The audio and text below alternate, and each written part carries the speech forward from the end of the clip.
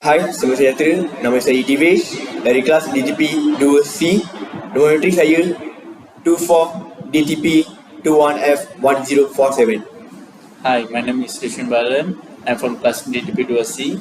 My matric number is 24 DTP 1063. Hi, my name is Manish Janraj. I'm from DTP 2C. My matrix number is 24 DTP 21F1061. Hari ini, kita nak membincangkan sejarah kemasukan masyarakat Cina dan Melayu. Persoalan yang sering ditanya tetapi cukup takutkan untuk dibincangkan secara terbuka. Mengapakah perkara ini berlaku? Apakah faktor yang menyebabkan isu ini? Kita akan bermula dari masyarakat Cina. Mengarasi besar-besaran masyarakat Cina ke Tanah Melayu berlaku sekitar abad ke-19.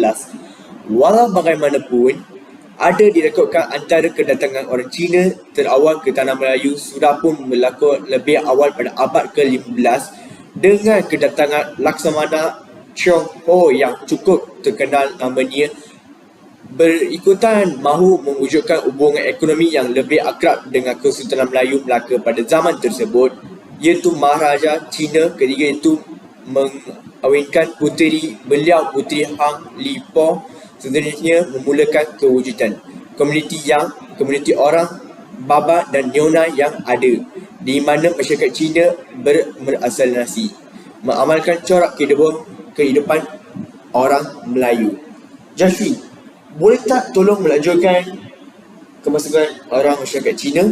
Ya, boleh Divesh. Dalam rekod individu Cina di Pulau Pinang pada tahun 1812 dilaporkan hanya berjumlah 7,500 orang. Namun, angka itu naik kepada 36,000 orang pada tahun 1860. 30 tahun kemudian, pada tahun 1891, semasa masyarakat ketika itu mencatatkan wujud 86,000 orang Cina di Pulau Pinang, hampir menyampai masyarakat Melayu seramai 92,000 orang. Jumlah orang Cina di negeri-negeri selat termaksudlah Singapura meningkat 2 kali ganda dalam tempoh 20 tahun hari dari tempoh 1870 hingga 1891. Ini sekaligus menunjukkan wujud situasi yang dilihat mengalahkan orang Cina berpindah ke Tanah Melayu. Khasnya, mereka yang tinggal di selatan Cina dari daerah Guangzhou, Fujian, Fengzhou dan Guangdong. Orang Cina melihat peluang menjadi pekerja di Lombok Timur yang dibuka British dengan kerjasama Raja-Raja Melayu. Pekerja-pekerja dari Cina ini mula datang ke Tanah Melayu untuk menjadi menembung.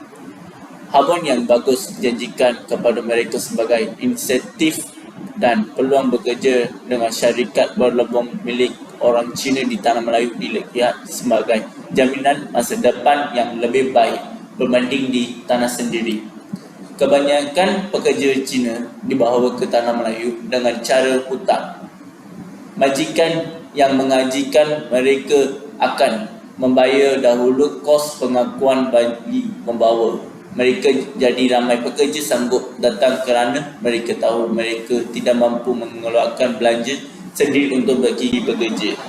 Rancangan kos yang ditanggung majikan itu perlu dibayar semasa mereka bekerja dan selepas mula mendapat untung. Pekerja-pekerja Cina ini akan pulang kembali ke China memulakan hidup baru. Selepas kontrak perjanjian mereka dengan majikan berjaya ditebus, walau bagaimanapun, ramai melihat Tanah Melayu mampu memberikan mereka kehidupan yang lebih baik berbanding di China. Jadi diangkatkan hanya separuh daripada jumlah yang dibawa masuk British pulang. Selebihnya terus menetap di Tanah Melayu sebagai warga negara Britain sebelum diberikan status kewarganegaraan Malaysia selepas negara kita memberi kemerdekaan.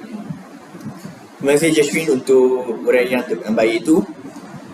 Sekarang kita akan tengok tentang kemasukan masyarakat India. Imigran India masuk ke Tanah Melayu melalui dua cara, iaitu sistem buruh kontrak dan sistem kangkani. Pada peringkat awal, kemasukan orang India ke Tanah Melayu dikendali melalui satu sistem yang dikenali sebagai sistem buruh kontrak yang mula diperdanakan pada tahun 1820. Di bawah sistem ini, Muruk dikendaki mengikut kontrak dengan majikan yang membayari tembang perjalanan mereka ke Tanah Melayu. Munish, boleh tak lanjutkan apa yang berlaku kemasukan masyarakat India ke Tanah Melayu? Orang India diwajibkan bekerja dengan majikan untuk satu tempoh tertentu, biasanya selama 5 tahun. Sistem buruh kontrak tidak dikekal lama kerana didapati lebih bersifat menindas. Buruh-buruh yang dibawa masuk itu diberi layanan buruh dan dipaksa bekerja keras di ladang-ladang. Mereka dibayar upah yang murah sehingga ada yang jatuh sakit dan tidak bayar dikaji. Pemilik ladang akan membuat pesanan jumlah tenaga buruh yang diperlukan kepada seorang ejen di India. Ejen tersebut akan pergi ke kampung-kampung bagi mendapatkan buruh-buruh India yang ingin datang bekerja di Tanah Melayu. Kos perjalanan akan ditanggung oleh pemilik ladang yang membuat pesanan di Tanah Melayu. Di Tanah Melayu, mereka dikehendaki bekerja selama 5 tahun dengan gaji yang telah ditetapkan oleh majikan masing-masing. Di samping itu, sebahagian daripada gaji mereka akan diserahkan kepada majikan bagi menjelaskan tambang perjalanan. Di bawah sistem ini, buruh India dipaksa bekerja keras di ladang iaitu antara 9 hingga 10 jam sehari. Dengan bayaran gaji yang rendah iaitu 6 sen hingga 16 sen sehari. Sejak mula diperkenalkan pada tahun 1820 hingga dihapuskan pada tahun 1910, kira-kira 250,000 orang buruh India telah dimasuk ke Tanah Melayu melalui sistem ini. Sistem Kengani ini, perkataan Kengani dalam bahasa Tamil bermaksud mandu. Melalui sistem ini, majikan yang ingin memperoleh buruh dari India dikehendaki mengantar pulang seorang Kengani mandu ke kampung halaman untuk mendapatkan pekerja. Kengani bertanggungjawab membiayai tambang dan lain-lain perbelanjaan sehingga mereka tiba di ladang majikan masing-masing. Buruh-buruh itu diambil bekerja di Tanah Melayu.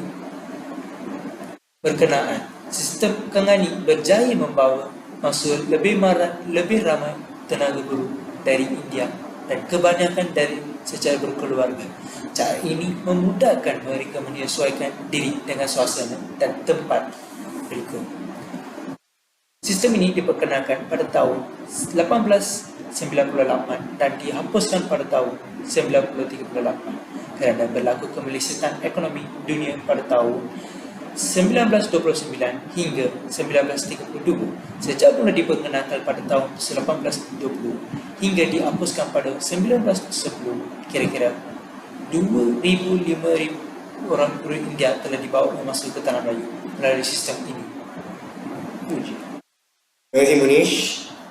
Malaysia merupakan perkauman yang tertinggi di dunia. Kita perlu bertolak ansur satu sama lain supaya boleh menjaga keamanan negara. Sekian, terima kasih. Terima kasih. Terima kasih.